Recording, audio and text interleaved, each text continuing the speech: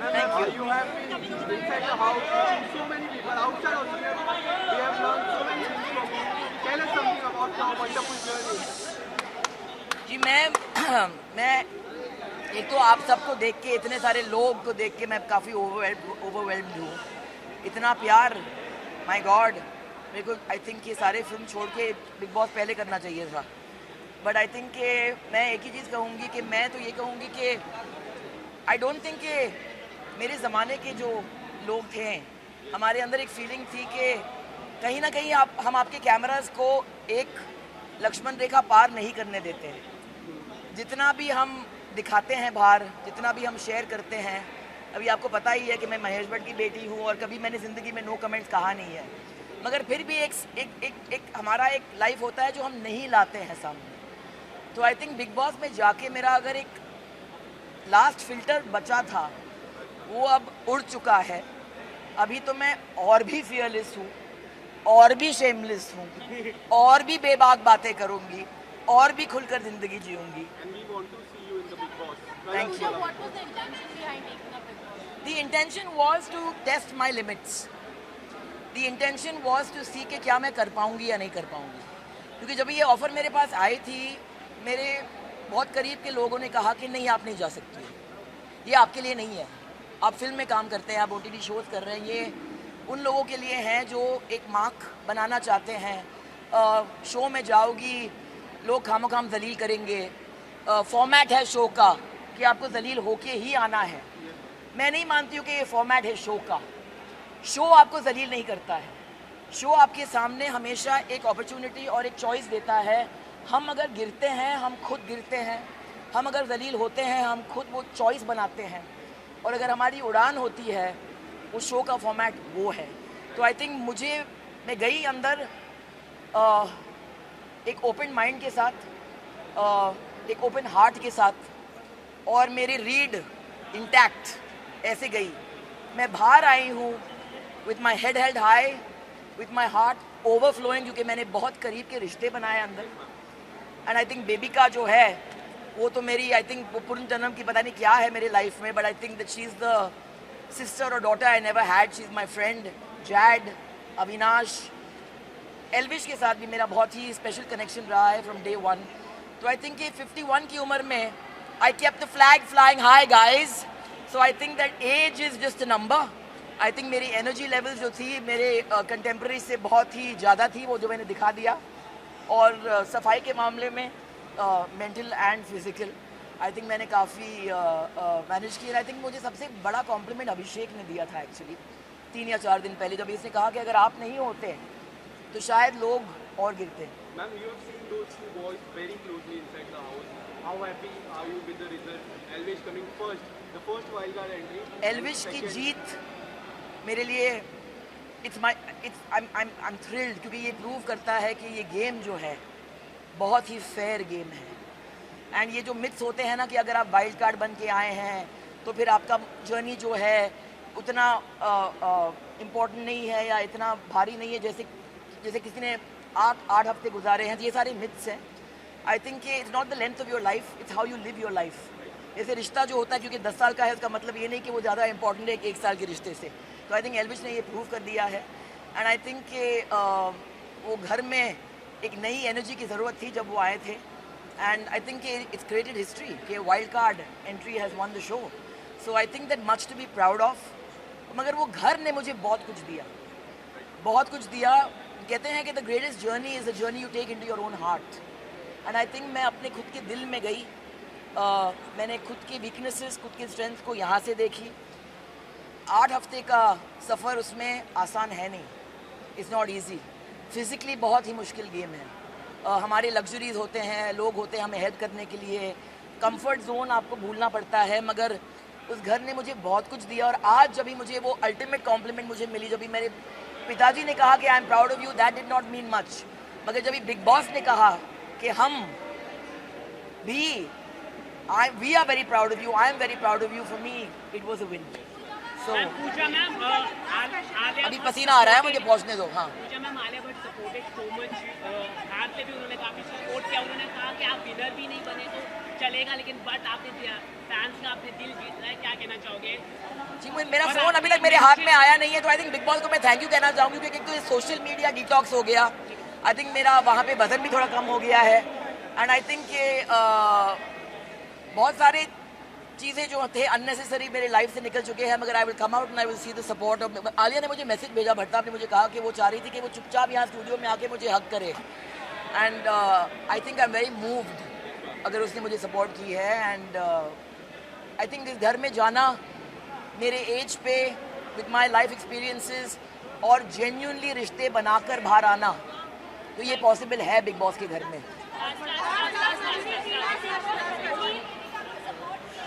Ji,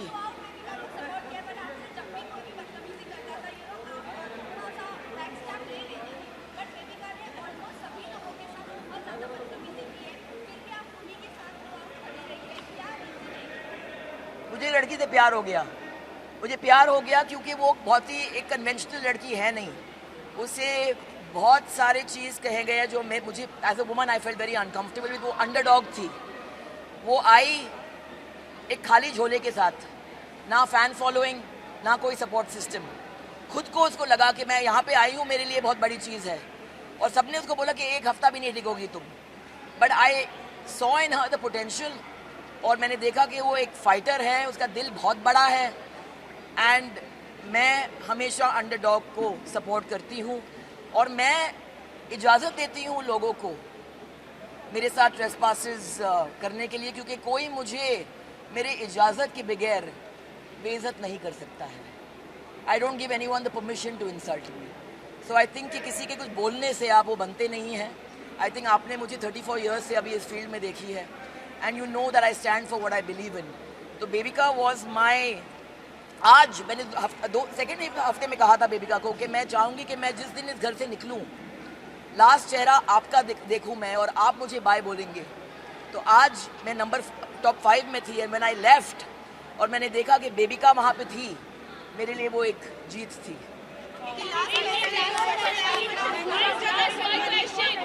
Aren't you sick of seeing me already?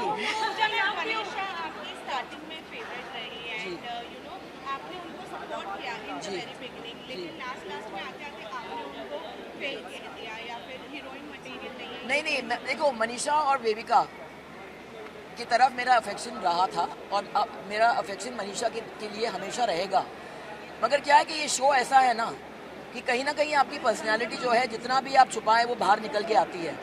Manisha बीच में कुछ और बन गई थी, शायद वो गेम का प्रेशर उसके ऊपर था, और यहाँ मैं देखती हूँ कि उनके अंदर एक ब्लाइंड एम्बिशन होती है। तो जो चीज़ मुझे अच्छी लगी उसके बारे में कि वो खुलकर फुटेज मांगती थी, वो बहुत ही उसके अंदर एक मासूमियत थी जो मुझे बहुत पसंद थी, जो अब भी है। मगर जब भी मनीषा अपना दिमाग इस्तेमाल करती है और दिल इस्तेमाल नहीं करती है, तो फिर कहीं ना कहीं वो खटकती है। और मैंने उसको वो कहा, क्योंकि आई फेल्ट कि अगर मुझे किसी से प्यार है, अगर मैं सच नहीं बोलूँ तो फिर वो ज्यादती होगी।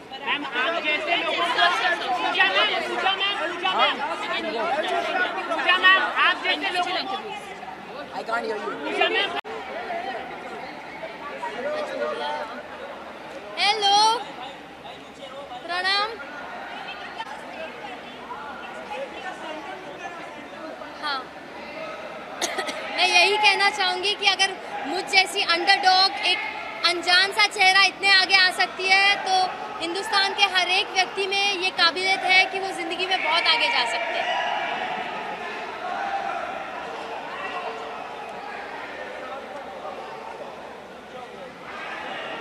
यार मेरे बंदे को भेज दो Sanjay, but he should not get affected by the crowd. या संजय,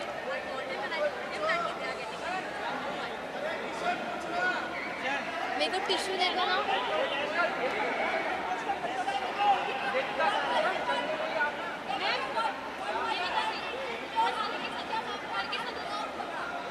क्या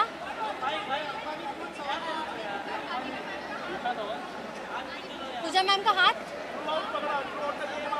मुझे उस गेम में सही मार्गदर्शन चाहिए था, सही दिशा चाहिए थी, और उनके साथ मैं सोच कर नहीं आई थी कि मैं दोस्त बनाऊंगी और ऐसे दोस्त बनाऊंगी या किसी से मार्गदर्शन दूंगी। मैं यही सोच के आई थी कि मैं एक मैंने यही सोचा था कि मैं एक लोन वुल्फ हूँ और पूजा मैम की भी वही साइकोलॉजी थी, तो हम काफ़ी इजीली कनेक्ट कर पाए। और धीरे धीरे मैंने रियलाइज़ किया कि अगर मैं उनके फुटस्टेप्स पर चलूँगी तो मेरे लिए बेहतर होगा, ना ही गेम में बल्कि पूरी ज़िंदगी में। दीपिका, आप कितना खुश हो?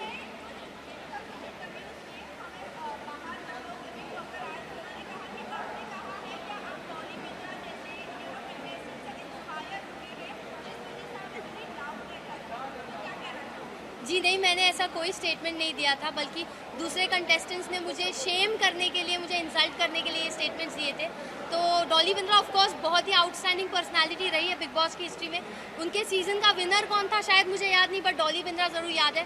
तो मैं ये नहीं कहूँगी कि मैंने ऐसी कोई स्टेटमेंट पास की थी या मेरे माइंड में था, बट हाँ, दूसरे कंटेस्टेंट्स ने मुझे शेम करने के इंटेंशन से छेड़ना शुरू कर दिया था और नाम लेना शुरू कर दिया था। But I have immense respect for the seniors of the show और जो भी एक्स कंटेस्टेंट्स रहे, तो मैंने ऐसी कोई स्टेटमेंट पास नहीं की। दीपिका, जर्नी को जो काफी क्लोजली आपने देखा है, क्या आपको लगता है वो एज अ विनर, अगर एल्विश नहीं आते, कभी भी वाइल्ड कार्ड नहीं होती, तो वो as a winner perfect candidate थे? आपको लगता है ये? वेल, अगर आप मुझसे पूछे हो ना पर्सनल नोट, तो मैंने उसमें एक विनर और लीडर का पोटेंशियल या फिर वो पर्सनालिटी नहीं देखी थी। लेकिन अगर एल्विश एंटर नहीं करता, by public support and fan base वो ज़रूर जीतता। आप लोगों ने कहा कि Manisha Goyal she is not a film material, इस पर आप लोग क्या कहना चाहिए? इस तरह का स्टेटमेंट देना किसी के ऊपर आप कैसे देखते हैं? मैं और पूजा मैम ये बात कर रहे थे, and I will be very honest कि वो काफ़ी एक्साइटमेंट जता रही थी, शो ऑफ कर रही थी कि फिल्मों में ऑलरेडी उसके पास इतना काम है ये वो।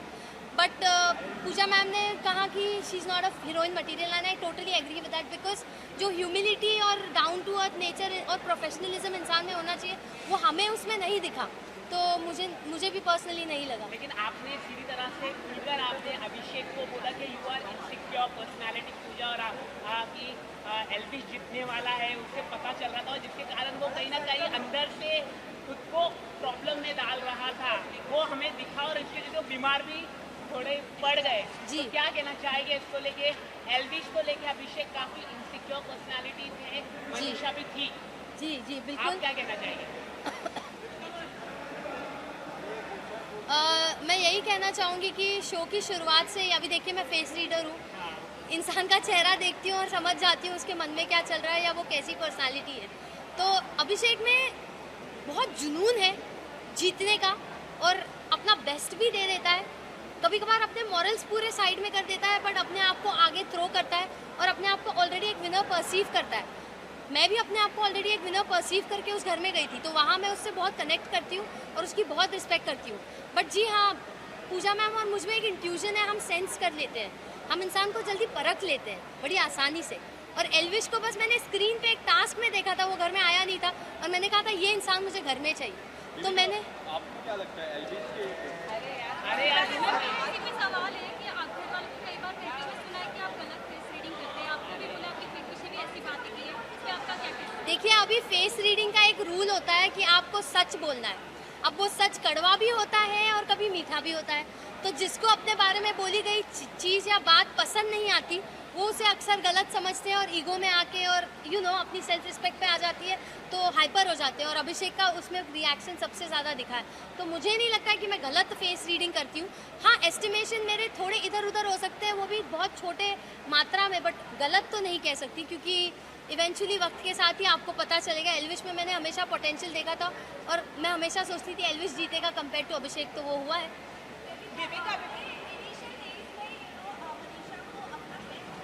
जी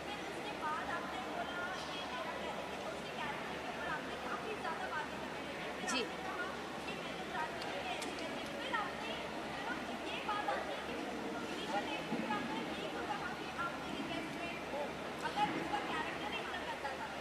देखिए, वो पर्सनली अगर लड़कों के साथ ज़्यादा सपोर्टिवली घुलती मिलती है, तो इनिशियल डेज में मेरा राइट नहीं होता है कि मैं उसे जज करूँ या उस पर क्वेश्चन करूँ। मैं एक कंप्लीट स्ट्रेंजर थी, वो एक कंप्लीट स्ट्रेंजर थी, और वो उसका यूएसपी है, उससे उसने अपना पूरा करियर बनाया है। जहाँ पे मैंने ये नहीं कहा तेरा कैरेक्टर गंदा है, मैंने ये कहा कि तू लड़कों के साथ मेल फ्रेंडशिप को ज़्यादा वैल्यू देती है और फीमेल फ्रेंडशिप्स की तेरी नज़रों में कोई कदर नहीं, और तू हमेशा लड़के लड़के करती रहेगी, तो जो फीमेल फ्रेंडशिप में जो पावर और जो एसेंस होता है ना वो तू गवा देगी। तो उसने अपने कैरेक्टर पे ले लिया, तू लड़का लड़का कैसे बोल रही है। तो मेरा कभी वर्ड ये नहीं था कि तेरा कैरेक्टर गंदा है, मैंने यही कहा था कि फीमेल फ्रेंडशिप्स की वैल्यू करो। मैंने ज़िंदगी भर वैल्यू की है, मेरी ज़्यादातर फ्रेंड्स फीमेल्स रही है, और बिलीव मी वो आपको लाइफ में जहाँ ले जाएगी, जिस दिशा में ले जाएगी, आप आगे पहुँच जाओगे। तो वही मैं समझा रही थी। तो इनिशियली जब मैं उससे मिली थी मुझे एक नेक दिल अच्छी लड़की दिखी थी उसमें, बट इवेंचुअली जब उसने मौका परस्त होकर अपनी दोस्ती बदलना शुरू किया और मुझे लिटरली डिस्कार्ड करना शुरू किया, तब मुझे रियलाइज़ हुआ कि उसने अपना गेम शुरू कर दिया है। और पहले ही हफ्ते में उसके मुंह पे मैंने किचन में बोला था, गेम शुरू हो गया क्या तेरा। उस पर वो बहुत चिढ़ गई थी। तो जब मुझे जो चीज़ सेंस हुई मैंने मुंहफट होकर बोला है, कुछ मन में नहीं रखा है। बेबिका, मनीषा ने आपको अभिषेक के बारे में कहा था कि अगर तुम लोग का ऐसा कुछ हो तो जिस पर आपने पूजा मैम से डिस्कस करते हुए कहा कि तेरे होते हुए वो इतनी इनसिक्योर हो जाती है कि बाहर जाने के बाद भी वो इनसिक्योरिटी कायम रहेगी। डज दैट मीन कि आप रियल में अभिषेक के लिए फील करती हैं और आगे आप क्या आगे जाके आप डेट करेंगी अभिषेक के शादी या तो देखिए, अभिषेक के साथ मेरी बॉन्डिंग काफ़ी टॉक्सिक रही है, वो पूरी दुनिया ने देखा है। और अभिषेक की जो पर्सनालिटी है ना वो इतना डोमिनेंट, इतना एग्रेसिव और ओपिनियनेटेड है, और मैं भी डोमिनेंट, एग्रेसिव और ओपिनियनेटेड है, उसमें मुझे बहुत सिमिलैरिटीज़ है। तो दो स्वॉर्ड्स, दो तीर कमान एक साथ रहेंगे तो युद्ध तो होगा, घमासान युद्ध होगा। तो अगर वो उस युद्ध के लिए तैयार होता तो वो मुझे अप्रोच करता। बट ऐसे मर्दों को ना अक्सर वो चुपचाप रहने वाली, थोड़ी मंद बुद्धि सी, थोड़ी शांत स्वभाव की, थोड़ी हाँ में हाँ मिलाने वाली लड़कियां पसंद आती हैं। तो मुझे नहीं लगता मैं किसी को पसंद आऊँगी जो ऐसे मर्द होते हैं। मुझे नहीं लगता मैं अभिषेक को पसंद हूँ। तो उस एंगल में मैंने कभी सोचा नहीं है। मैम, एल्विश ने आपको माफी भी मांगी, लेकिन आप मतलब ठंडी रही, लेकिन आपने माफी नहीं दी। ऐसा क्यों आपने, मतलब आपको वैसे दिखती नहीं है यहाँ पर, लेकिन आपने अंदर माफी नहीं दी। देखिए, और के आने के बाद बहुत शांत हुआ, क्या वजह है? देखिए, एल्विश ने पहली बार में ही मुझे देख के कहा था ये ढीठ है। तो अगर मैंने एल्विश को परखा था, उसने भी मुझे कहीं परखा था कि मैं ढीठ हूँ। तो उसने काफ़ी हद तक माफ़ी मांगी थी। लेकिन प्रॉब्लम ये थी ना, जब मैं किसी का बर्ताव दोहराते हुए देखती हूँ तो मुझे वो गलती नहीं, मुझे वो उनकी आदत या फितरत नज़र आती है। और एल्विश का वही रूप अविनाश के सामने भी बार बार निकल के आ रहा था झगड़ों में। तो वहाँ पे मेरा एक सेंस ऑफ गार्ड ऊपर हो गया और ट्रस्ट इश्यूज बिल्ड हो रहे थे। बट सलमान सर ने जब हमें समझाया, मैं सलमान सर की सुनती थी, मेरे डैड की और पूजा मैम की। तो सर ने बहुत ही अहम बात बोली कि बेबिका को इतनी गलतियों के लिए सबने माफ़ किया, बट उसकी अकड़ देखो, वो किसी को माफ़ नहीं करती। वो बात मुझे दिल पे हिट हो गई और मैंने रियलाइज़ किया, हाँ इस घर में मैंने क्या कुछ किया है। किसी का दिल तोड़ा है, किसी को मुंहफट होके बहुत कुछ बोला है, मेरी ज़बान को कैची माना जाता था घर में। तो सच में लोगों ने मुझे माफ़ किया, बट मैं जब किसी को माफ़ करने पे उतर रही हूँ तो मुझ में क्यों इतना ढीठपन आ रहा है। तो सर ने बहुत ऑन पॉइंट बात बोली और वो सीधा मुझे दिल पर रियलाइज़ हुई। तो तब जाके मैंने सोचा कि नहीं यार, अब मुझे इतना मीन और इतना ढीठ नहीं बनना चाहिए। और आपने सलमान सर के साथ हर हफ्ते आप रहे, हाँ। तो सलमान सर की फेस रीडिंग करके उनकी शादी कब होगी ये बता दीजिए आप। आप बता दीजिए अभी। देखिए, सलमान सर को ना एक गृहिणी की ज़रूरत है। तो उन्हें जिस दिन वो गृहिणी, वो नेक दिल औरत मिल जाएगी जो उनके माँ के दिल में जगह बना पाएगी, उस दिन वो ज़रूर शादी करेंगे। लेकिन वो इस इच्छा को अंदर रखते हैं, जाहिर नहीं करते। तो अब वो सलमान सर है भाई, वो भगवान है, वो मेरे गॉडफादर रहे। उन्होंने कितनी बार मेरे लिए शो में स्टैंड लिया है। जैड का इशू हुआ तब स्टैंड लिया, एल्विश का इशू हुआ तब स्टैंड लिया। तो उन्होंने मुझे एक फादर फिगर की तरह ऐसे मेरी उंगली उठा के गाइड किया है पूरे शो में। और मेरी छोटी मोटी बातों को पकड़ के वो हमेशा आके मुझे टोकते भी थे, समझाते भी थे, क्योंकि वो कंसर्न थे मेरे लिए। आप जिसकी परवाह करते हो, आप उसके बारे में सोचते हो, उसके बारे में ज़्यादा बोलते हो। तो मेरे लिए तो वो एक गॉड लाइक फिगर है। कोई डेडलाइन नहीं है शादी की, शादी की कोई डेडलाइन नहीं है। अरे मैं कैसे दूँ, वो देंगे। Thank you.